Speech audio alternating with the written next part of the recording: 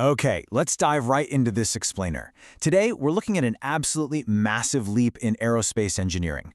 We're talking about a multinational effort to create a fighter jet that will literally define Pacific air power for the next 50 years. Welcome to the Global Combat Air Program, or GCAP. It's this incredibly ambitious trilateral partnership between Japan, the United Kingdom, and Italy. Our source material opens with a line that really sets the stage perfectly. Japan is building a fighter jet that doesn't exist yet.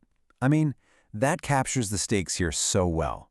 We aren't just looking at a simple upgrade to an existing airframe. No way. This is a complete generational leap designed to enter service in the mid-2030s and absolutely dominate the skies all the way through the 2070s.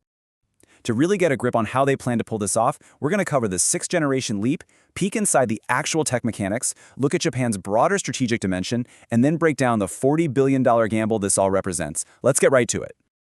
Part 1, the sixth-generation leap, involving Japan, the UK, and Italy. So for Japan, major domestic fighter production essentially hit pause when the F-2 line shut down back in 2011. But then, in December 2022, we saw this massive pivot. The UK's Tempest project and Japan's FX project formally merged to form GCAP, and now they are sprinting toward an incredibly aggressive timeline. They're expecting a first flight by 2029 with a target service entry by 2035. For a brand new, ground-up sixth-generation platform, that development cycle is practically light speed. Moving on to Part 2, inside the tech mechanics. Let's look at the actual anatomy of this thing.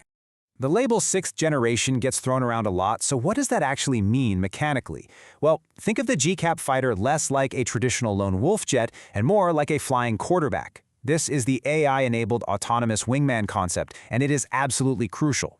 Instead of flying solo, the manned fighter acts as a central command hub.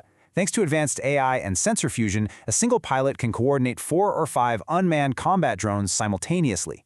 The pilot, or the onboard AI, directs these loyal wingmen to scout ahead, jam enemy radar, act as decoys, or carry out actual strikes. It fundamentally changes the math of air engagements by turning one pilot into an entire synchronized swarm. And then there's the adaptive engine cycle. This is a true mechanical shapeshifter. You see, traditional jet engines always force a compromise. They're either built to go really, really fast, or they're highly fuel efficient. You can't usually have both. But GCAP's adaptive engine physically alters the airflow inside the engine mid-flight. It can seamlessly switch between a mode optimized for incredible range, a mode for high-speed thrust, and even a mode optimized to cool the exhaust and enhance stealth. It gives the aircraft a level of operational flexibility that current fifth-generation engines simply can't achieve. It's a real game changer. Now, Japan isn't just buying this tech off the shelf from its allies. They are a co-equal developer here. A prime example is the XF91 engine demonstrator. It's a high-thrust turbofan with thrust vectoring capability, developed entirely by Japan's IHI Corporation. This really proves that Japan has the hardcore engineering chops to contribute world-class propulsion systems right alongside their British and Italian partners. And all of that adaptive engine power we just talked about, it is absolutely necessary to fuel the rest of the jet's arsenal. Take directed energy weapons. We're talking lasers or high-powered microwaves used to literally fry enemy drone circuits. These weapons don't run out of physical ammunition, but they do demand massive amounts of electrical power. Add to that an open mission systems architecture. This basically means the software is completely modular. So as threats evolve over the next 40 years, the aircraft can be seamlessly updated, kind of like a smartphone, without needing a total ground-up redesign. Part 3, Japan's strategic dimension. Let's zoom out and look beyond just the aircraft itself. Why is building this technology locally so critical for Japan? Well, it really comes down to use it or lose it. Japan's critical aerospace industrial base is anchored by absolute giants like Mitsubishi, IHI, Kawasaki, and Subaru. But remember, they haven't had a major domestic fighter production run since 2011. Engineering talent and that deep institutional knowledge are perishable. If you don't use those skills, you lose them. Without the massive, highly complex work provided by GCAP, Japan's aerospace brain trust would likely atrophy well beyond recovery. Furthermore, it's important to note that GCAP isn't meant to replace the F-35. It's all about deliberate fleet synergy. Think of the F-35 as the ultimate hacker, and the GCAP as the muscle. In a combined force, the F-35 provides unparalleled electronic warfare and networking capabilities, while the GCAP steps in for raw air superiority and deep strike. Together, they create a complementary tag team that's far more lethal than operating either jet entirely on its own. The honest takeaway here, the real bottom line, is technological sovereignty. By co-developing GCAP, Japan retains the design authority over its key systems. A nation that can build a sixth-generation fighter has the underlying foundation to build future drones, advanced satellites, and naval systems completely independently. The alternative? Becoming a permanent customer of American weapons and losing the ability to innovate on your own terms. Preserving that independence is the true strategic asset for Japan. Finally, Part 4, the $40 billion gamble. Let's talk about the immense financial and competitive pressures facing this alliance. The entire GCAP program is estimated to cost up to $40 billion, and Japan is expected to foot a massive $15 to $20 billion share of that. Keep in mind, this is happening on top of an already historic $320 billion national defense buildup. In a fiscally constrained environment, sustaining this level of immense financial output over the next decade is, for sure, a massive gamble.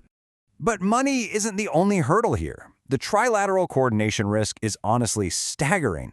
You have 3 different nations with entirely different military requirements trying to align different industrial bases to integrate highly immature technologies, like those AI wingmen, across borders. It's like a giant puzzle. It is incredibly tough. They know they must execute this flawlessly to avoid the massive delays and political disputes that so famously plagued the Eurofighter Typhoon program. Meanwhile, the global competitive landscape is shifting rapidly. The U.S. Next Generation Air Dominance Program, or NGAD, is currently facing cost restructuring and uncertainty. Europe has its own competing program. Russia's efforts appear completely stalled by sanctions. And China? They're actively developing a highly classified sixth-generation fighter. If the U.S. program gets significantly delayed, GCAP could potentially become the only operational Western sixth-generation fighter by the late 2030s. That would leave Japan operating the single most advanced combat aircraft in all of Asia. And hitting that 2035 target date? Absolutely non-negotiable. GCAP is explicitly designed to maintain air superiority over the Western Pacific. That mid-2030s service entry aligns exactly with when analysts expect China's Air Force to reach qualitative parity with the U.S. So timely delivery isn't just a nice goal, it's essential to countering that specific looming regional shift.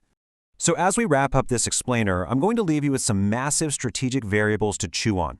Can Japan, the UK, and Italy actually overcome those wild coordination risks to deliver this game-changing tech on schedule and on budget?